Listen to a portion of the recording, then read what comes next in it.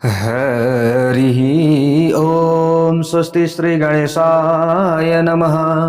ॐ नमो भगवते वासुदेवाय। ॐ श्रीदेव्यै नमः। देवी प्रपन्नार्तिहरे प्रसीद प्रसीद मातर जगतोऽखिलस्य प्रसीद विश्वेश्वरि पाहि विश्वं त्वमीश्वरी देवी चराचरस्य। नारायणं नमस्कृत्य नरं चैव नरोत्तमं देवीं सरस्वतीं व्यासं ततो जयमुदीरयेत्। जगत जननी दुर्गा माता की जय। प्यारा भक्त भागवतहरू, श्रीमद्देवी भागवत महापुराण कथा यतिखेर हजुरहरू श्रवण गर्दै हुनुहुन्छ। श्रीमद्देवी भागवत महापुराण कथाको हामीले जुन नयाँ भाग 110 मा तपाईँ हामी उपस्थित भइसकेका छौँ। निरन्तर श्रीमद्देवी भागवत महापुराण कथा, अब यो चतुर्मास व्रतको पावन समय पनि चलिरहेको छ, त्यसमा पनि श्रावण मास।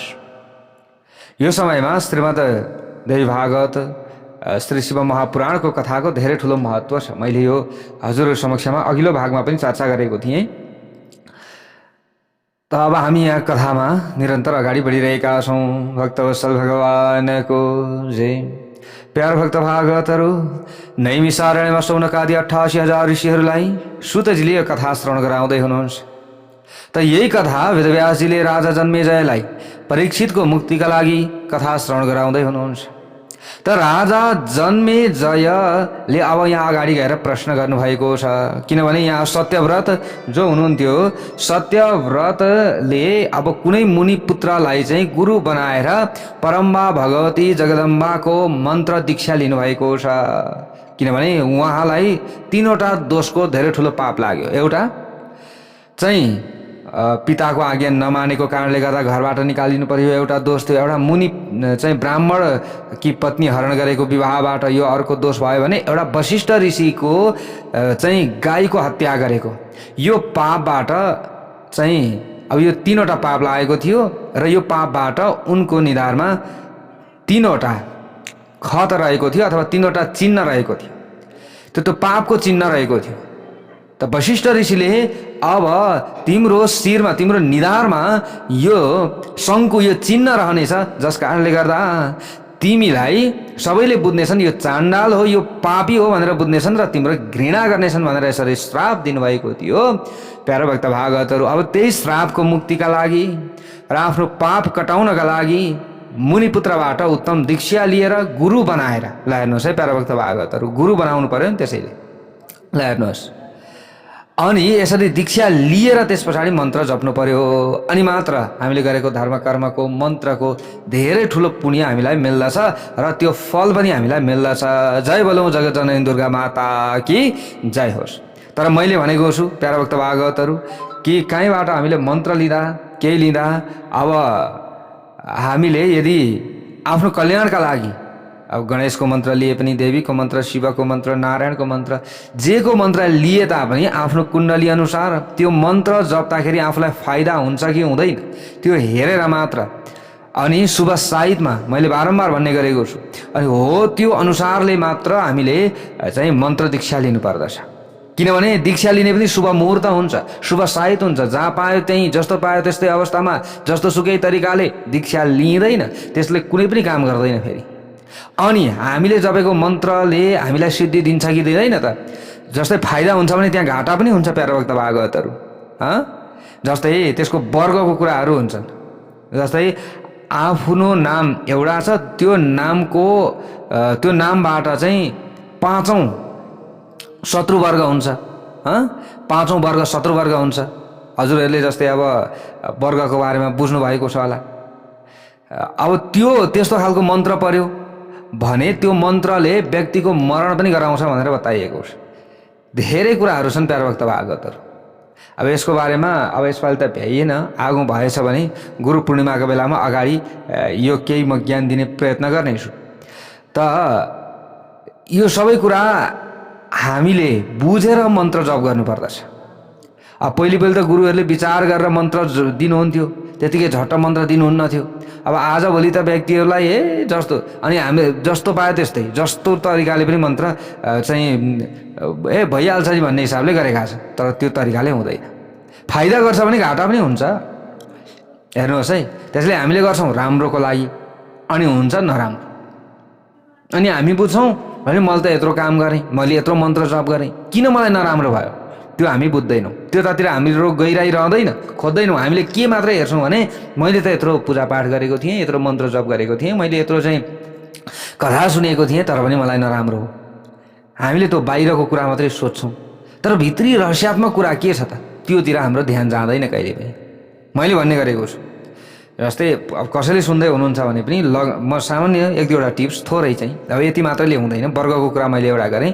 जन्म कुण्डलीमा लग्नको 5औं भावबाट मन्त्रको अनि इष्टदेव इष्ट गुरुको के अरे इष्ट भगवानको त्यो पत्ता लाग्छ त्यहाँबाट।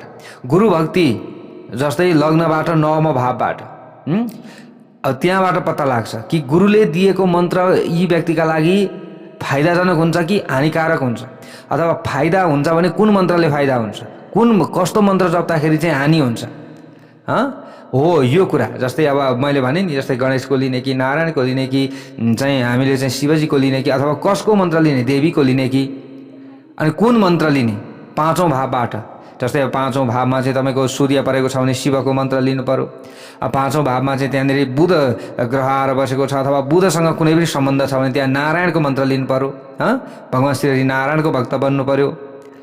अनि त्यहाँनिर चाहिँ 5औं भावमा तपाईँको चाहिँ जस्तै मङ्गल आएर बसेको छ भने गणेशको मन्त्र लिनु पर्यो। अनि त्यसको विपरीत हामीले गरियो भने फेरि हामीलाई घाटा लाग्ने भयो, त्यसले हामीलाई फाइदा गर्ने भएन। यो धेरै कुराहरू छन् प्यारभक्त भागवत। त्यहाँ राहु केतु बसे कस्तो मन्त्र लिने, शनि बसे कस्तो मन्त्र लिने, त्यसको स्वामी अनुसार कस्तो धेरै कुराहरू छन्। मैले अब यो बारम्बार भनेको छु, अब म यसलाई दोहोऱ्याइरहँदिनँ। त बुझ्नेले बुझ्नुहुन्छ, नियमपूर्वक अगाडि बढ्नेले बढ्नुहुन्छ, नबढ्नेले बढ्नुहुन्न। मेरो त बताउने काम हो, भनिदिने यस्तो छ है नियम भनेर बताइदिने काम हो। र हजुरहरूले कहीँबाट लिँदाखेरि पनि अलिकति सावधान रहनु होला, सावधान भएर लिनु होला।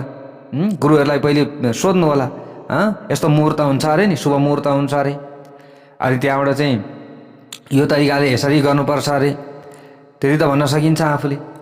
त गुरुहरूलाई हेर्न आउँदैन भने पनि त हेर्न आउनेलाई त उहाँहरूले जिम्मा दिनुहुन्छ। यो कुरा हो नि त। अब यस्ता धेरै कुराहरू छन्। अब त्यसमा होइन मनमानी त्यसले भन्दै गर्छ नि, कहाँ छ के छ। त ज्योतिषशास्त्रको नियम हेर्न पर्यो पहिले, तन्त्रशास्त्रको नियम हेर्नु पर्यो पहिले, तन्त्र ज्योतिषको नियम हेर्नु पर्यो पहिले, त शास्त्रको नियम हेर्नु पर्यो नि त सबै कुरा। त मुहुर्तको कुरा किन भयो, अनि ठुलो पल्टिनको लागि व्यक्तिले जसरी पनि कुरा टार्छन्। फेरि यो चाहिँ हजुरहरूले पहिले अगाडि बुझ्नु होला, म यो अगाडि सचेत गराउँछु। किनभने म कम हुँ त कसैले पनि भन्दैन, तपाईँ पनि भन्नुहुन्न, त्यो अर्को व्यक्तिले पनि भन्दैन, त्यसले पनि भन्दैन। अलिकति केही जानेको छ भने म जति जान्ने कोही पनि छैन, म जति विद्वान कोही पनि छैन, त्यो भन्न लाग्दछ व्यक्ति। अनि त्यो भन्न लागिसकेपछि व्यक्ति त गिर्न सुरु भइहाल्यो त्यहीँबाट। हेर्नुहोस्, त्यसै कारणले गर्दा म जान्ने भएर भनेको होइन, तर नियम यस्तो छ है, विधि यस्तो छ भनेर मैले सुनाइदिए हो प्यारभक्त भागवत। त्यसैले योग्य व्यक्तिबाट, दक्ष व्यक्तिबाट, जोसुकैबाट लिनुहोस् हजुरहरूले, तर दक्ष व्यक्तिबाट, योग्य व्यक्तिबाट मन्त्र लिनु होला। अब कथा मात्रै गर्दा, पुराण मात्रै भन्दा व्यक्ति सबै कुरा जान्ने हुँदैन, यो कुरा पनि विचार गरेर राख्नु होला। अनि ज्योतिष मात्रै गर्दा, कर्मकाण्ड मात्रै गर्दा पनि व्यक्ति सबै कुरा जान्ने पनि हुँदैन। त्यसैले अलिकति बुझेका व्यक्तिहरूबाट अगाडि बढियो भने राम्रो हुन्छ। यी धेरै कुराहरू छन्।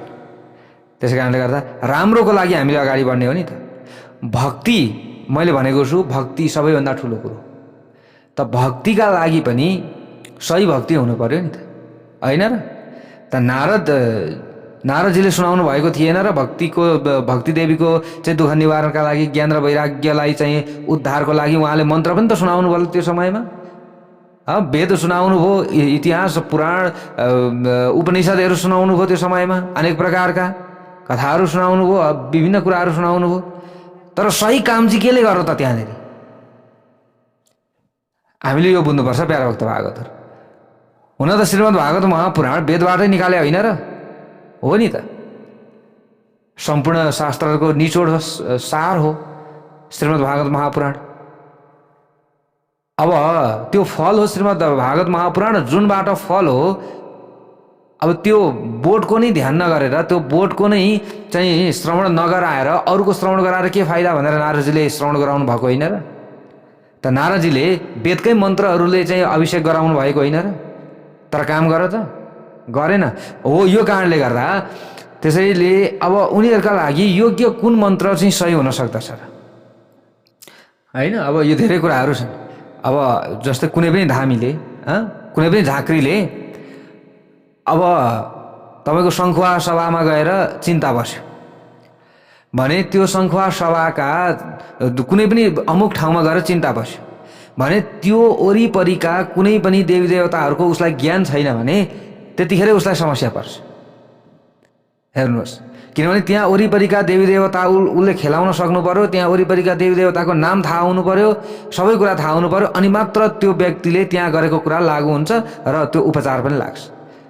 जस्तै त्यो व्यक्तिले काठमाडौँको अमुक कुनै पनि ठाउँमा आएर उसले चाहिँ आफूले तान्त्रिक काम गर्यो अथवा धार्मिक काम गर्यो, कसैलाई निको पार्नु छ त्यो काम गर्यो।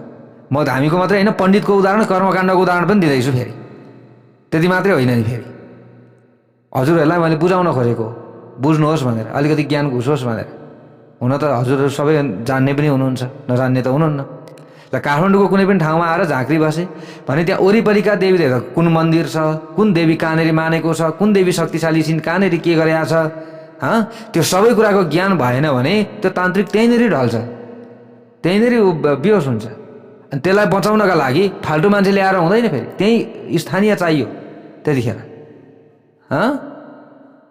अनि दूरको देवता गाउँको भूत मिल्दैन भन्ने उखान छ नि प्यारो भक्त भागवतहरू।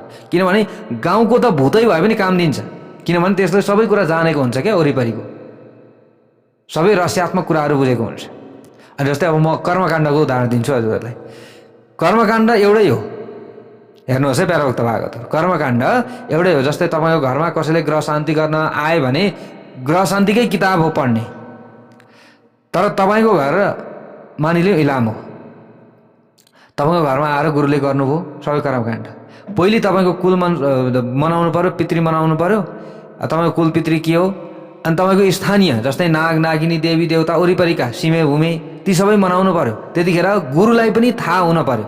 जस्तै पुराण भन्न तपाईँ जानुभएको छ, यो कुरा पनि छ, फेरि तपाईँ पुराण भन्न जानुभएको छ अथवा कर्मकाण्ड गर्न जानुभएको छ, कुरो एउटै हो। पुराणमा पनि त कर्मकाण्ड त गर्न पर्यो नि त, सङ्कल्प हुनु पर्यो। त्यो समयमा सङ्कल्पमा त्यहाँ आउँछ नि, जस्तै यो देवी देवताको सन्निध हो, यो खोलाको सन्निध हो, जस्तै यो खोला छ यहाँनिर यस्तो छ हो, यो सबै ज्ञान हुनु पर्यो।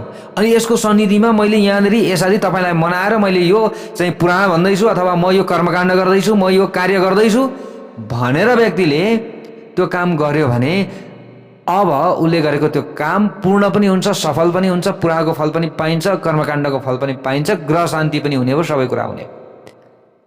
धामीको उदाहरण पनि दिएँ, कर्मकाण्डमा पनि यही हो, फेरि पुराणमा पनि कुरा यही हो। पुराण कहीँ गएर भन्दै हुनुहुन्छ भने हो, यो यस्ता कुराहरू, यी शासन कुराहरू हामीले बुझ्नु पर्दछ। त्यही भएर आजभोलि किन लाग्दैन, किन मन्त्र लाग्दैन, त व्यक्तिलाई यो सबै कुराको ज्ञान हुन जरुरी छ।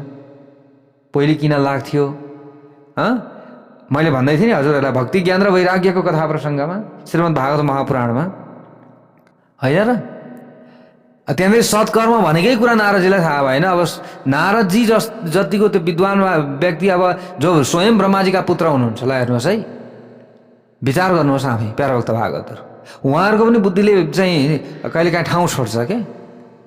ल हेर्नुहोस्, त्यसैले यहाँ धेरै वर्ष विद्वान गुरु, म धेरै ठुलो गुरु हुँ भनेर फुइँ लडाएर मात्र पनि हुँदैन, अलिकति विचार गरेर बुझेर अगाडि बढ्नु पर्दछ। अनि मात्र हाम्रो कल्याण हुन्छ, अनि मात्र हाम्रो उद्धार हुन्छ। मैले बताउँथेँ नि, मन्त्रले, एउटै मन्त्रले सबैलाई काम दिँदैन। मैले जप्ने मन्त्र अलगै होला, जस्तै अर्को, जस्तै रामले जप्ने अलगै होला, सीताले जप्ने अलगै, चाहिँ अर्की चाहिँ हरिले जप्ने अलगै, यो अलग अलग पनि हुन सक्दछ। त उस जन्मेको समयको उसको कुण्डली अनुसार उसलाई फाप्ने के हो, अफाव के हो। जस्तै भगवान् श्री नारायणकै मन्त्र तपाईँले लिँदै हुनुहुन्छ भने पनि नारायणकै मन्त्रमा पनि वर्ग मिलाएर लिनु पर्यो। कतिलाई चाहिँ ओम नमो भगवते वासुदेवाय जप्दा चाहिँ फाइदा होला, कतिलाई ओम हराय नमः भनेर जप्दा फाइदा होला, कतिलाई चाहिँ माधवाय नमः भनेर जप्दा फाइदा होला। हुन त नारायणकै मन्त्र हो नि, होइन र? कतिलाई चाहिँ विष्णवे भनेर जप्दाखेरि फाइदा होला, उसको नाम र वर्ग अनुसारको उसलाई फाइदा हुने कुरो। ल हुन त नारायणकै मन्त्र हो। अब शिवजीको मन्त्रको कुरा गर, कतिलाई शिवाय नमः भनेर जप्दाखेरि फाइदा होला, कतिलाई शङ्कराय भनेर जप्दा फाइदा होला, कतिलाई बम बम भोले भनेर जप्दा फाइदा होला। बम बम भोले पनि भगवान शिवजीकै नाम हो, होइन र? कतिलाई चाहिँ सुल पाणी नै नम भनेर जप्दाखेरि फाइदा होला। अब यो धेरै कुराहरू छन् शिवजीकै मन्त्रमा पनि। अब नमः शिवाय भनेर जप्दा फाइदा होला कतिलाई, अगाडि नमः लगाएर अनि शिवाय जप्दा फाइदा होला कतिलाई, होइन? कतिलाई शिवाय नमः भनेर जप्दा फाइदा। ल हेर्नुहोस्, सी अगाडिको वर्ग मिलाउनु पर्यो नि त, सी भयो, अगाडि न, जस्तै अगाडि न लगाएको छ कि सी लगाएको छ, हो। यो धेरै कुराहरू छन्। जस्तै हामीले काकिणी जुराउने भन्छौँ ज्योतिषशास्त्रमा पनि। जस्तै हजुरहरूले अब घर घरेरी जग्गा जमिनको त्यो ठाउँको चयन गर्दा, अनि कतै विदेश जानुहुन्छ भने विदेशको चाहिँ त्यो नामको चयन गर्दा, जस्तै अस्ति एकजना माताले सोध्दै हुनुहुन्थ्यो, जस्तै क्यानाडा अमेरिका जान फाइदा कि क्यानाडा जान फाइदा कि अस्ट्रेलिया जान फाइदा। तर राशि नाम अनुसार चाहिँ कुन चाहिँ उचित छ, कुनले चाहिँ अलिकति म्याच खान्छ। विदेश त गइएला, विदेश नजानुसँग ठुलो कुरा भएन, विदेश गइन्छ, तर विदेश गएर पनि जानु मात्रै ठुलो कुरो होइन। विदेश गएर अथवा कुनै पनि ठाउँमा गएर कमाउनु अथवा कमाएर धर्म गर्नु सबैभन्दा ठुलो कुरो हो। कमाउनु पर्यो पहिले त, जमाउनु पर्यो अलिकति, अनि त्यस पछाडि पो धनले धर्म हुन्छ। पहिले धन कमाउनु पर्यो, अनि परिवारको पालन पोषण होला, अनि धर्म गर्न पाइएला। अब गइयो जानु मात्रै, मलाई त जहाँ गए हुन्थ्यो, म जान पाएँ हुन्थ्यो मात्रै भनेर भएन। जान त सबैजना गएका छन्, के सबैको प्रगति भएको छ त? पढ्न त सबैले पढेका छन्, पढे जति सबैको प्रगति भएको छ त? छैन। हो, यो कारणले गर्दा धेरै कुराहरू अब हामीले यी सबै कुराहरू बुझ्नु पर्दछ। अब यो सबै कुरामा हामीले दिमाग लगाएर दिमाग तताउने काम पनि छैन। बुझ्दाखेरि सजिला कुराहरू छन्, अलिकति बुझेर अगाडि बढियो, त्यस्ता विद्वान गुरुहरूको शरणमा परियो भने उहाँहरूले विचार गरेर बुझेर सबै कुरा दिनुहुन्छ, सबै कुरा गराउनुहुन्छ र सबैको उद्धार हुन्छ। होइन भने गैल भैस पानीमै सबै व्यक्ति उद्धार पनि हुँदैनन्। मन्त्र लिने जति व्यक्तिलाई सबैलाई फाइदा किन मिलिरहेको छैन, अथवा सबैलाई चाहिँ उद्धार, सबैको उद्धार किन भइरहेको छैन, यी सबै कुराहरू हुन्छ। त्यसैले आफूले जपेको कुरा आफ्नो लागि फाइदाजनक छ कि छैन, त्यो कुरा पनि विचार गर्नुपर्छ। प्यारो भक्त भागवत भक्त वत्सल भगवानको जय होस्। ल हेर्नुहोस्, भक्ति ज्ञान र वैराग्यको भक्ति सबैभन्दा ठुलो कुरो हो मात्रै भनेर भएको थिएन नि त। नारदजीले उद्धार गर्न श्रीमद् भागवत महापुराण नसुनाइन्जेलसम्म भएको थियो त। त्यहाँ भागवत चाहिँ ज्ञान र वैराग्यका लागि लाभदायक थियो, भबाट उठेको चिज। जस्तै भागवत, तर वेद भएन, उपनिषद भएन, गीता भएन। ल हेर्नुहोस् है, मिलेन त अब के गर्ने, उद्धार भयो त भएन। त सनकादिले विचार गर्नुभयो, ओहो हो वेदबाटै आएको हो भागवत त, तर यो भागवत चाहिँ श्रवण गराइसकेपछि यिनीहरूको उद्धार हुन्छ भनेर पत्ता लगाइदिनु हो। यी यस्ता धेरै कुराहरू छन्, नियमहरू छन् के प्यारोभक्त भागवतहरू। त्यसैले यी सबै कुरालाई विचार गरौँ र अगाडि बढौँ। जय बोलौँ जगत जननी दुर्गा माता की जय। ल हेर्नुहोस्, त अब यहाँ हामीले यो प्रसङ्ग कहाँ आएको थियो त भन्दा, जो सत्यव्रत अत्यन्त पापी भए, नामै त्रिशङ्कु रह्यो प्यारोभक्त भागवतहरू। अब उनले मुनि पुत्रलाई गुरु बनाएर दीक्षा लिए, देवीको मन्त्र लिए दीक्षा रूपमा, अनि ध्यान गर्दै जप गरिरहेका छन्। अब त जन्मेजयले प्रश्न गर्नुभयो अगाडि गएर, वसिष्ठेन च सप्तोषौ त्रिशङ्कुर नृपतेः सुतः कथं सापद विनिर्मुक्तस् तन्मे ब्रूहि महामते। त राजा जन्मेजयले यहाँ अगाडि भन्नुहुन्छ, हे महामती महर्षि वेदव्यास, महर्षि वशिष्ठद्वारा श्रापमा परेको राजा अरुणको छोरा त्रिशङ्कु सत्यव्रत कसरी श्रापबाट मुक्त भए त? के अब त्यो दीक्षा लिएर जप गर्नेकै कारणले गर्दा भगवतीले चाहिँ मुक्त गरिदिनु भयो अथवा के गरिदिनु भयो? त्यो बताउनुहोस् भनेर यसरी प्रश्न गरेपछि अगाडि गएर वेदव्यासजी भन्नुहुन्छ सत्यव्रतस्तथा सप्तः पिशाचतु मवाप्तवान् तस्मिन्नेवाश्रमे तस्थौ देवी भक्ति परायणः। वशिष्ठद्वारा यसरी श्रापमा परेको सत्यव्रत पिशाच योनिमा परिणत भयो र आफ्नै आश्रममा भगवती परम्बाको भक्तिमा तल्लीन भई रहन लाग्यो। एक दिन सत्यव्रतले नवार्ण मन्त्रको जप पुरा गरेर जपको दशांश होम गर्नको लागि ब्राह्मणहरूका समीपमा गएर भक्तिपूर्वक प्रणाम गरेर निवेदन गर्यो। त्यो समयमा हे पृथ्वीका देवता ब्राह्मणहरू, म विनम्र भएर निवेदन गरिरहेको छु, कृपया मेरो यज्ञमा वेदका ज्ञाता र दयालु हजुरहरूले ऋत्विक भएर कर्म गरिदिनु पर्यो। अब यता परम्बा भगवतीको जप गरेर, अब जप मात्रै गरेर भएन, अलिकति त्यसपछि हवन समन पनि गर्न पर्यो।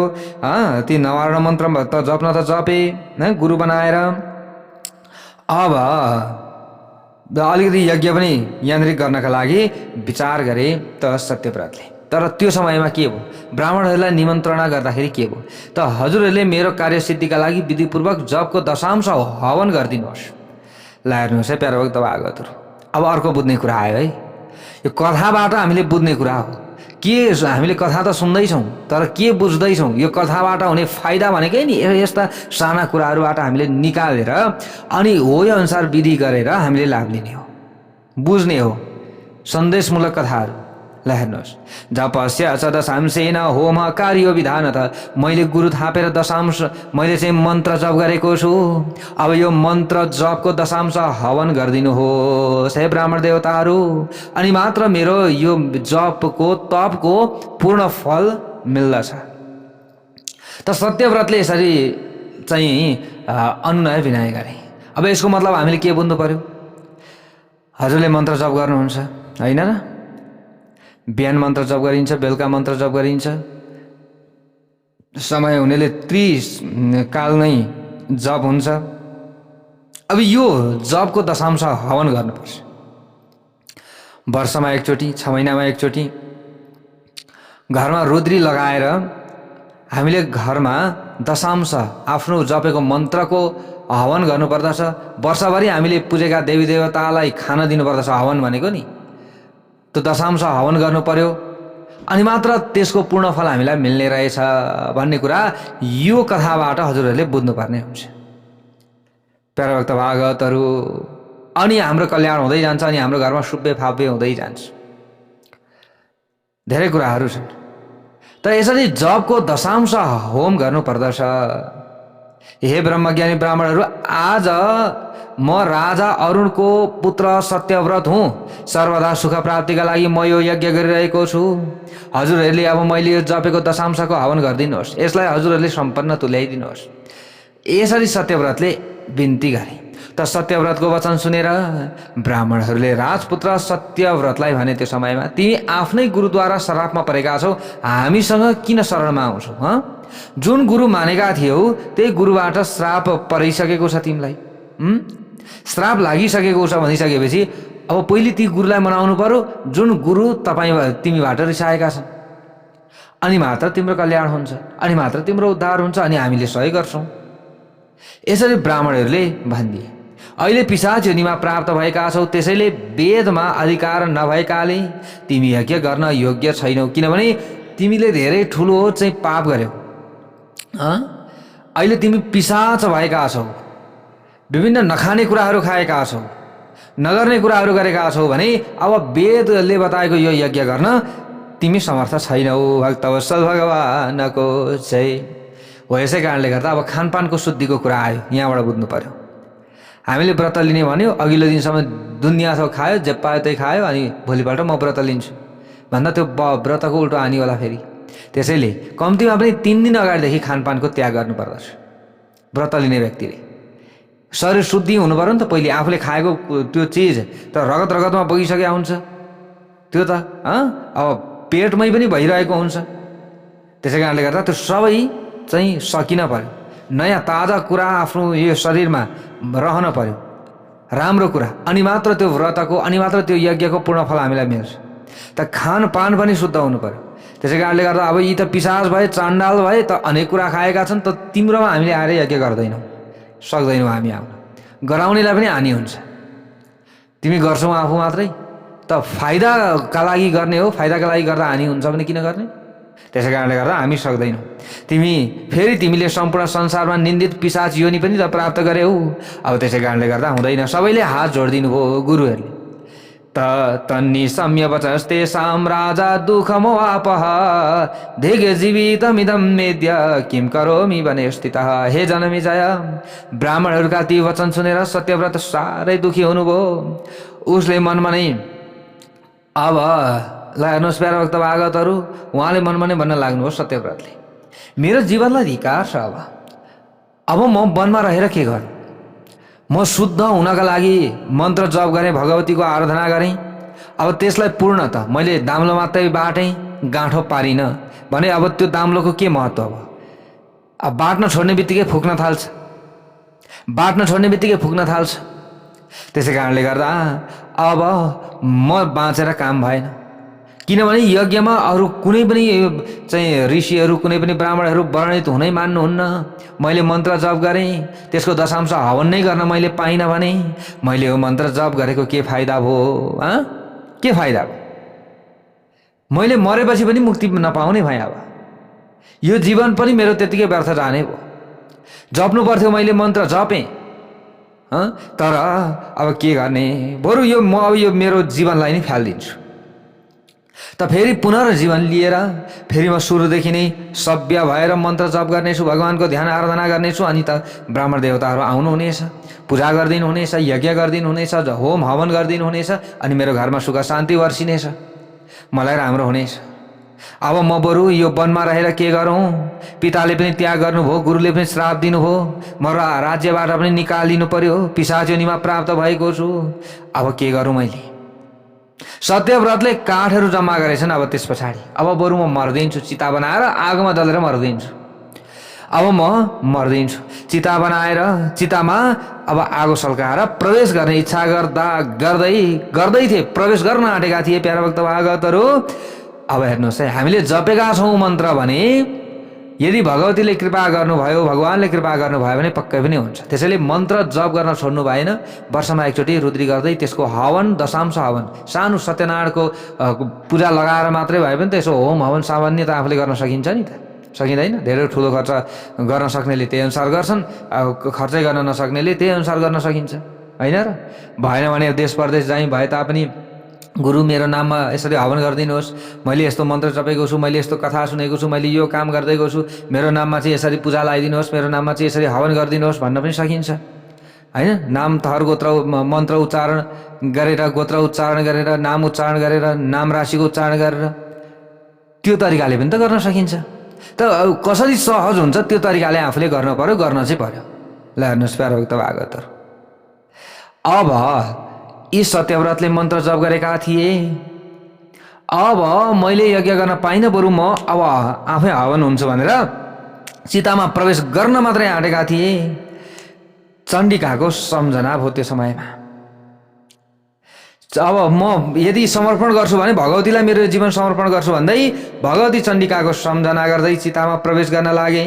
भगवती महामायाको सम्झना गरी आफ्नै अगाडि चिता सल्काएर स्नान गरेर चितामा प्रवेश गर्ने हेतुले हात जोडेर उभिए। भगवती चण्डिकाले त्यो समयमा राजकुमार सत्यव्रतलाई मर्ने इच्छा गरेको छ भन्ने कुरा बुझ्नुभयो तुरुन्त, र सत्यव्रतकै अगाडि आकाशमा तुरुन्त प्रकट हुनुभयो। जय बोलौं जगत जननी दुर्गा माता की जय। त आकाशमा दर्शन दिनुभयो उहाँले। सिंहवाहिनी भगवतीले अरुणका छोरा सत्यव्रतलाई मेघ गर्जन समान वाणीद्वारा भन्नुभयो त्यो समयमा। ल हेर्नुहोस् यहाँ, हे सज्जन पुरुष, तिमी यस्तो कृत्य किन गरिरहेका छौ? अग्निमा तिमीले शरीर त्याग नगर। हे महाभाग, स्थिर हौ। तिम्रा पिता वृद्ध भइसकेका छन्। राजा अरुण तिमीलाई राज्य दिएर तपस्या गर्न वनमा जानेछन्। हे वीर राजकुमार, पर्सि बिहान तिमीलाई लिन तिम्रा पिताका सचिवहरू आउनेछन्। तिमी अब तिम्रो पापबाट मुक्त भयौ। मैले तिमीलाई आशीर्वाद दिएँ, भगवतीले आशीर्वाद दिनुभयो। मेरो कृपाबाट तिमीले अब पिताको राज्य प्राप्त गर्नेछौ र तिमीले सिंहासन प्राप्त गर्नेछौ। कामनामाथि विजय गरी ब्रह्मलोक जानेछन् तिम्रा पिता पनि। यो निश्चित तथ्य हो। यसरी सत्यव्रतलाई सम्झाएर भगवती परम्बा त्यहीँनेरि अन्तर्ध्यान हुनुभयो। जय बोलौँ जगजननी दुर्गा माता की जय। अब यो कथाबाट हामीले के बुझ्ने त यहाँबाट हामीले बुझ्नु पर्यो प्यारा भक्त भागवतहरू, यदि हामीले सही भक्तिका साथमा गुरु बनाएर दीक्षा लिएर मन्त्र जप गरेका छौँ भने भगवान भगवती अवश्य पनि प्रसन्न बन्नु हुँदो रहेछ। ल हेर्नुहोस् त यो के को प्रभाव थियो? यो मन्त्र जपको प्रभाव त थियो नि। यज्ञ यज्ञादि त गर्न पाउनु भएको थिएन, होइन र? ल हेर्नुहोस् है प्यारा भक्त भागवत, त्यसै कारणले गर्दा आफ्नो लागि सही मन्त्र, आफ्नो नाम राशि अनुसार सही मन्त्र आफूले लियो भने यसरी उद्धार हुँदो रहेछ, यसरी कल्याण हुँदो रहेछ भन्ने कुरा यहाँनिर हामीले थाहा पायौँ श्रीमद्देवी भागवत महापुराण श्रवण गरेर। ल हेर्नुहोस् है त यहाँनिर वेदव्यासजी भन्नुहुन्छ जन्मेजयलाई भगवतीले सम्झाउनु भएपछि राजकुमार सत्यव्रतले चिताको अग्निमा प्रवेश गरेर मर्ने विचार त्याग गरे त्यो समयमा। त्यस पछाडि महात्मा नारद सबै कुरा बुझेर यो घटना सुनाउन अयोध्यामा आइपुगे। हतार हतार त भगवतीको दर्शन भयो, दर्शन हुने बित्तिकै सबै पाप नाश भइगयो। त नारदजी पुग्नुभयो र उहाँले राजा अरुणलाई सुरुदेखि सबै वृत्तान्त सुनाउनु भयो। ल हेर्नुहोस् है त नारदजीको मुखबाट आफ्नो छोरा सत्यव्रतद्वारा मरणका लागि गरिएको उद्योगबारे सुनेर राजा अरुणको मनमा खेद पैदा भयो। तिनले मनमा नै धेरै कुरा विचार गर्नुभयो। पुत्र शोकमा डुबेका धर्मात्मा राजा अरुणले आफ्ना मन्त्रीहरूलाई भन्नुभयो, तुरुन्त तपाईँहरूले मेरा छोरा सत्यव्रतको उग्र चेष्टाबारे थाहा पाउनुभयो। मेरो आज्ञा सुन्न साथ परमार्थको आज्ञा छोरा सत्यव्रत राज्यको योग्य भएर पनि तुरुन्तै वनमा गयो। मेरो आज्ञालाई पालन गर्यो मेरो छोराले, किनभने वनमा गयो, चण्डल हो भनेको थियो त्यस्तै भयो। त्यहाँ गएर धनी र क्षमा गुणले सम्पन्न सत्यव्रत श्रीदेवीको उपासनामा तल्लीन भयो, किनभने सुध्रियो नि त। उहाँ गएर मन्त्र जप गर्न थाल्यो, देवीको आराधना गर्यो। त अब देवीको उपासनामा तल्लीन भयो। वशिष्ठले त्यसरी श्राप दिनुभयो जसबाट त्यो पिशाच रूपमा रहन विवश भयो। आज अत्यन्त दुखी भएर अग्निमा प्रवेश गर्न तयार भयो। त्यसबेला श्री महादेवजीले प्रत्यक्ष, जो श्री महादेवीजीले को भगवतीजीले प्रत्यक्ष दर्शन दिएर अग्निमा प्रवेश गर्ने कामबाट निषेध गरिदिनु भयो। अहिले दुखी भएर वनमा रहिरहेको छ हे मन्त्रीहरू, त्यसैले तपाईँहरू विलम्ब नगरिकन अविलम्ब महाबली मेरो जेठो छोरा सत्यव्रतको समीपमा जानुहोस् र आफ्ना वचनद्वारा आश्वस्त तुल्याएर छिटो यहाँ ल्याइदिनुहोस्।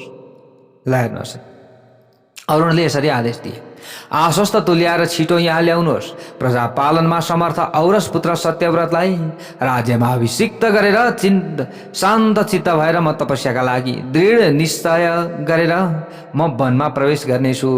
त मन्त्रीहरूसँग यसरी आफ्ना कुरा राखेर छोराप्रति वात्सल्य भावले भरिएका राजा अरुणले सत्यव्रतलाई घर फर्काउनका लागि सबै मन्त्रीहरूलाई वनतर्फ पठाए। भक्तवत्सल भगवानको जय। त मन्त्रीहरूले वनमा गएर सत्यव्रतलाई आश्वस्त बनाए, सम्झाए सबै कुरा र उनलाई सम्मानपूर्वक अयोध्यामा लिएर आए।